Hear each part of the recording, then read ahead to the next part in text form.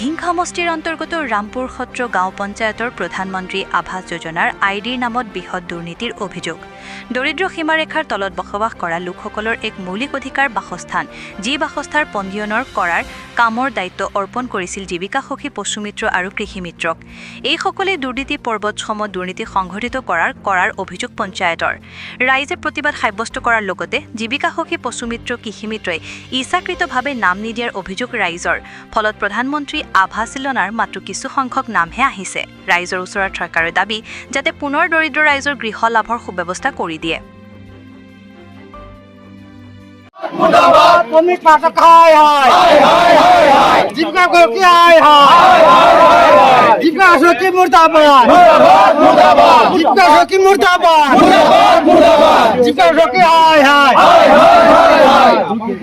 জীৱিকা চকীৰ ওপৰত উচ্চ তদন্ত লাগিবই, উপযুক্ত তদন্ত লাগিবই,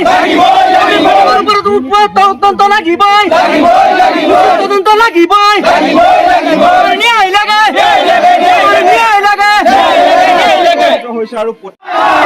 পশু সখী মুৰ্দাবাদ, জীৱিকা সখী মুৰ্দাবাদ, পশু সখী মুৰ্দাবাদ, পশু সখী মুৰ্দাবাদ, পশু সখী হায় হায়, জীৱিকা সখী হায় হায়, জীৱিকা সখী মুৰ্দাবাদ। হয়, ৰাইজক আমি এইটোৱে ক'ব বিচাৰোঁ যে যেতিয়া জিঅ' টেকিং হৈছিলে তেতিয়াতো আমি ৰাইজ প্ৰতিনিধি নাছিলোঁ। তেতিয়া জীৱিকা সখীবিলাকে পশু সখী সিহঁতে জিঅ' টেকিং কৰিছিলে। পিছত বহুত আইডি হোৱা নাই।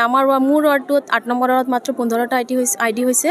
তাৰে এটা পৰিয়ালতে হৈছে 8টা আইডি, 15টা আইডি ধৰিয়ে এটা পৰিয়ালতে হৈছে।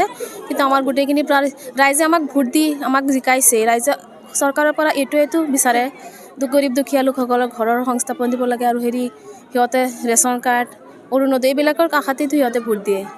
যে মই আপোনালোকৰ চেনেলৰ জৰিয়তে মই DC মহোদয়ক অনুৰোধ কৰিম যে আকৌ নতুনকৈ আইডিটো খুলি দিব লাগে, যে গৰীব দুখীয়া লোকবিলাকে আইডিটো বনাব পাৰে। সেইটো আমি যাতে পঞ্চায়তৰ কামখিনি আমি ভালদৰে কৰি যাব পাৰোঁ, পঞ্চায়তখনৰ উন্নয়ন কৰিব পাৰোঁ। তাকেই আজিৰ দিনত আমি প্ৰতিবাদ সাব্যস্ত কৰিবলগীয়া হৈছোঁ।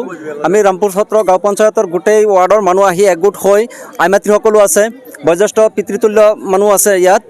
আজিৰ দিনত জিঅ' টেকৰ নামত সিহঁতে যেনে 3টা শক্তি মিলি পেলাই আমাৰ ওপৰত যি প্ৰবঞ্চনা কৰিছে, আমাক যেনেধৰণে ব্যৱহাৰ কৰিছে, কোনো পঞ্চায়তত তেনেকৈ ব্যৱহাৰ কৰা নাই।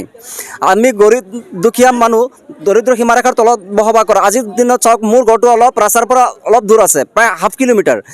সিহঁতে ইমানখিনি গৈ পেলাই মোক 3000 টকা খুজিছে। মোৰ ঘৰত ভালকৈ যোৱা ৰাস্তাওতো নাই। মই আজি এজন টমটম চালক, মই টমটম চলাই পেলাই কেই টকা 500, 200, 300 টকা পাওঁ। সিহঁতক মই 3000 টকা কেনেকৈ দিম?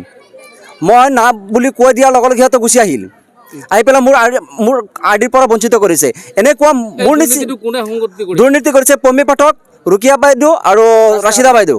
এতিয়া আপোনালোকে কি বিচাৰিছে? আমি প্ৰশাসনৰ ওচৰত এইটো আৰু মাননীয় মুখ্যমন্ত্ৰী চাহাবক এইটো দাবী উত্থাপন কৰিছোঁ, যাতে আইনী প্ৰক্ৰিয়াৰ সিহঁতৰ ওপৰত বিহিত ব্যৱস্থা লৈ আমাক যাতে এটা আশ্বাস প্ৰদান কৰে, পুনৰ আইডিখন যে আমাক প্ৰদান কৰে।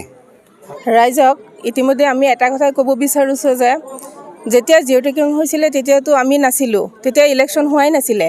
আৰু জিঅ' টেকিং কৰাৰ সময়ত যিখিনি কৰিছে দৰিদ্ৰ মানুহৰ, সেইখিনি গোটেইখিনি ইয়াতে আপলোড কৰা নাই, যাৰ ফলত মাত্ৰ কেইটামান নাম আহিছে। মোৰ 9 নম্বৰ ৱাৰ্ডত মাত্ৰ 13গৰাকীৰ নাম আহিছে। ঘৰৰ মাত্ৰ 13টা নাম আহিছে। এতিয়া গোটেইখিনি ৰাইজে আমাকহে চিনি পায়। জীৱিকা সখীয়ে কৰিছে নে কোনে কৰিছে, সিহঁতেতো এইবিলাক বুজি নাপায়। আহি পেলাই আমাক ডাইৰেক্ট কৈ থাকে যে পঞ্চায়ত প্ৰতিনিধি আপোনাক ৱাৰ্ড মেম্বাৰ বনাইছোঁ, এতিয়া ঘৰ পোৱা নাই, এতিয়া আপুনি কি কৰিব? এতিয়া আমাক এতিয়া ঘৰ দিয়ক, কেনেকৈ ব্যৱস্থা এটা কৰি পেলাই। এতিয়া আমিনো কি কৰিম কওকচোন? আমি ৰাইজক এটা কথা অৱগত কৰিব বিচাৰিছোঁ, চাওক, আপোনালোকে যিটো আশাত আমাক ভোট দিছে, পাছ কৰাইছে, আপোনালোকৰ কিবা এটা উপকাৰ হ'ব লাগিব। আমি যাতে ৰাইজৰ কিবা এটা স্বাৰ্থ আপোনালোকৰ কৰিব পাৰোঁ, সেইবুলি আপোনালোকে আমাক ভোটটো দিছে।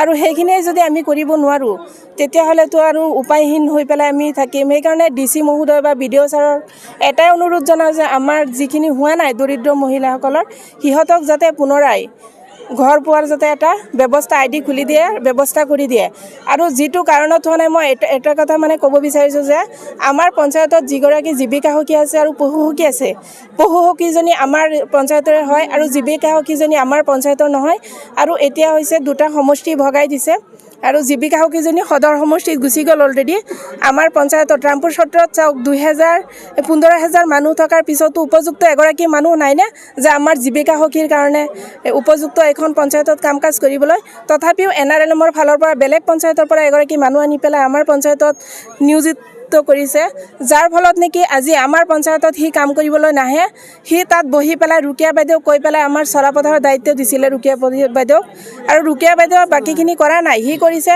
সেই পমি পাঠকৰ আইডিত কৰি পেলাই ৰামপুৰ সত্ৰত কেইটামান কৰিছে আৰু ৰুকিয়া বাইদেউ আমাৰ চলাপথাৰৰ কাম কৰাই নাই যাৰ ফলত আমাৰ মানুহখিনি ঠগিছে গতিকে আপোনালোকক মানে আজি মানে আহ্বান কৰাৰ মূল উদ্দেশ্য এইটোৱে আপোনালোকে জানি থওক আৰু চৰকাৰৰ ফালৰ পৰা আপোনালোকে কি পাব কি নাপাব এইখিনি আপোনালোকক জনাম আমি কিন্তু আপোনালোকে যিখিনি পোৱা নাই সেইখিনি যাতে বিহিত ব্যৱস্থা প্ৰশাসনে লয় DC ছাৰে লয় আৰু BDO ছাৰে লয় আৰু আমাৰ পঞ্চায়তত যাতে এজন উপযুক্ত ভাল জীৱিকা সখী দিয়ে তাৰ বাবে আমাৰ কাতৰ অনুৰোধ এটা মানে ৰাইজৰ ফালৰ পৰা বাকী থাকিলে ক'ব বিচাৰিছোঁ যে আপোনালোকৰ চেনেলৰ জৰিয়তে যে আমাৰ জীৱিকা সখী যিজনী বমি পাঠক বাইদেউ আছে আমাৰ পঞ্চায়তৰ নহয় তেখেত হেৰি বৰদোৱা আৰু পঞ্চায়ত NRLMত কাম কৰে গোটৰ পৰা ইমান পইচা লয় এটা গোটৰ লোন কৰিলে 8,000 10,000 টকা সি মানে খোজে আৰু যদি কোনোবাই 5,000 টকা দিয়ে সি কয় কিবা ভিক্ষা খুজিছোঁ নেকি তেনেকৈ চিধা কৈ দিয়ে মানুহখিনি এতিয়া চাওক আমাৰ নুবুজা নুশুনা মানুহখিনি সিহঁতে কিমানখিনি ঠগাব পাৰিছে